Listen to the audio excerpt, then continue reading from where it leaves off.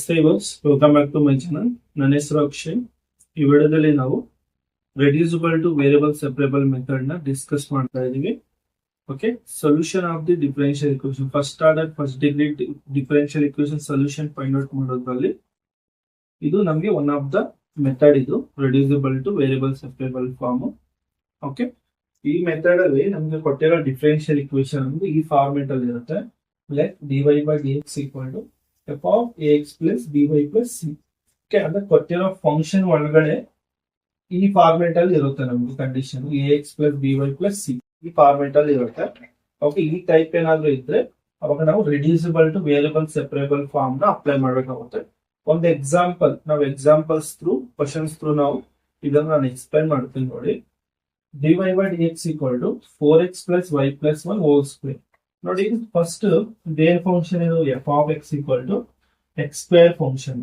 Okay, x square function x place ಅಲ್ಲಿ ಇದಿದೆ ನಮ್ಗೆ, ಇದು ಫಂಕ್ಷನ್.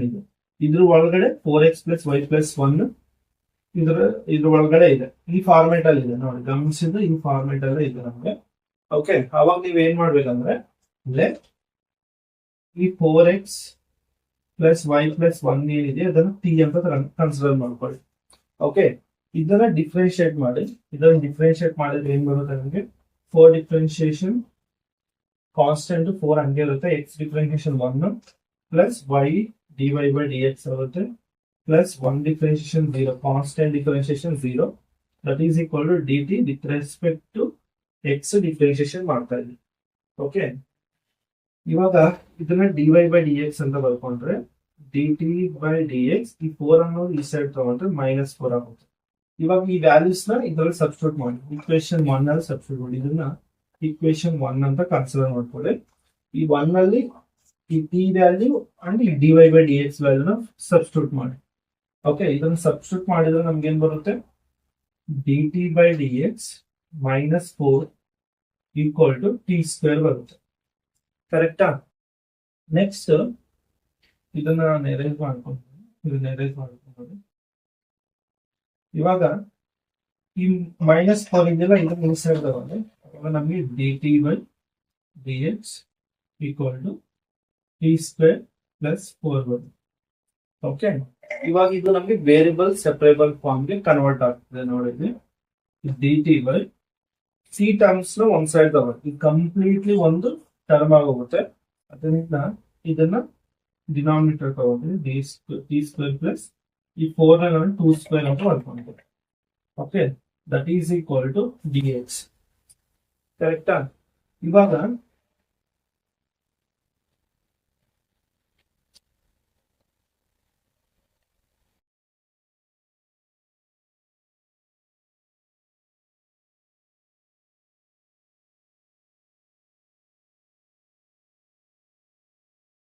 ಓಕೆ, ಇವಾಗ ಇದರಲ್ಲಿ ಇಂಟಿಗ್ರೇಷನ್ ಮಾಡಿ.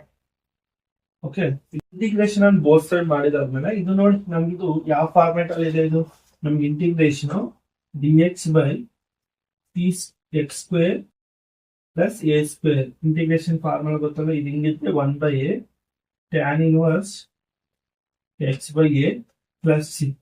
ಓಕೆ, ಇದು ನಮ್ಗೆ ಈ ಫಾರ್ಮೆಟ್ ಅಲ್ಲಿ ಇದೆ ಇದು. ಓಕೆ, ಇಂಟಿಗ್ರೇಷನ್ ಈ ಫಾರ್ಮುಲಾ ಅಪ್ಲೈ ಮಾಡಿದ್ರೆ ನಮ್ಗೆ ಇದೇನ್ ಬರುತ್ತೆ? ಇದು a ಪ್ಲೇಸ್ ಅಲ್ಲಿ 2 ಇದೆ, 1/2 tan ಇನ್ವರ್ಸ್ x ಪ್ಲೇಸ್ ಅಲ್ಲಿ t ಇದೆ, t by a ಅಂದ್ರೆ 2 that is equal to dx. Integration dx ಏನು x, okay, plus constant c. Okay, ಈ 2 ಅನ್ನೋದು ಕ್ರಾಸ್ ಮಲ್ಟಿಪ್ಲೈ ಮಾಡ್ಕೊಂಡ್ ಬರ್ಬೇಕಾದ್ರೆ tan inverse t by 2 that is equal to 2x plus 2c. Okay, further ಇದನ್ನ ನೋಡಿ, ಇದನ್ನ ನಾವು tan inverse of t by 2 t ಅಂದ್ರೆ ಏನು? ನಾವು t ಅಂದ್ರೆ ಏನ್ ಕನ್ಸಿಡರ್ ಮಾಡಿದ್ವಿ ಅದನ್ನ ಇಲ್ಲಿ ರೀಪ್ಲೇಸ್ ಮಾಡಿ. ಓಕೆ, ಬಿಕಾಸ್ ನಮ್ಗೆ ಕೊಟ್ಟಿರೋ ಒರಿಜಿನಲ್ ಡಿಫರೆನ್ಶಿಯೇಷನ್ ಅನ್ನೋದು in terms of small x small y ಅಲ್ಲಿ ಕೊಟ್ಟಿದ್ದಾರೆ. ಓಕೆ, ಅದರಿಂದ ನಾವು t ನ ಅಸ್ಯೂಮ್ ಮಾಡ್ಕೊಂಡಿದ್ದೀವಿ.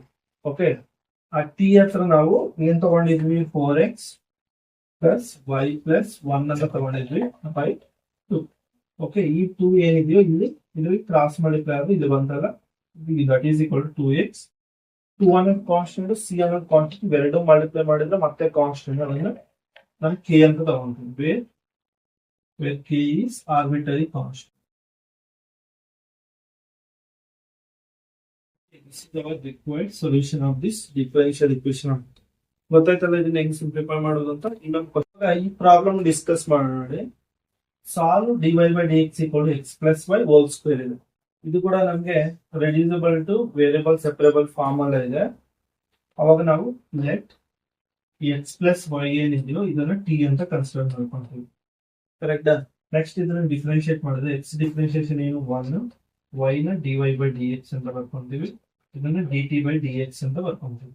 ಈ 1 ಏನಿದೆ ಇದನ್ನ ಈ ಸೈಡ್ ತಗೊಂಡ್ರೆ dy by dx equal to dt by dx minus 1.